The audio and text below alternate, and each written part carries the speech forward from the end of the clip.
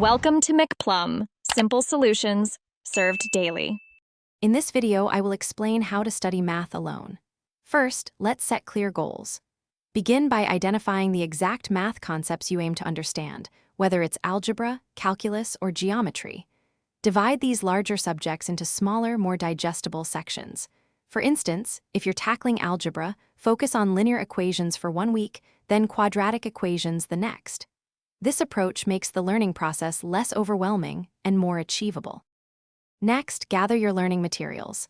This could include a good textbook, free online courses, or educational video series. The key is active learning. Don't just read, do the math.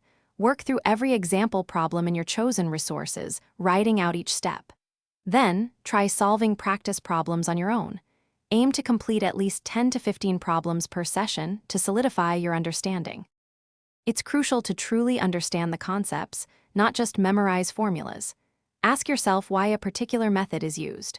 A great technique is to explain the concept aloud, as if you're teaching someone else. This helps identify gaps in your understanding. Also, consistent review is vital. Dedicate about 15 to 20 minutes each day to revisit older topics, ensuring the information sticks in your long-term memory. Finally, embrace challenging problems. These are where real learning happens. Don't get discouraged by mistakes. View them as chances to learn and improve. If you get stuck, take a short break, then revisit the problem with fresh eyes.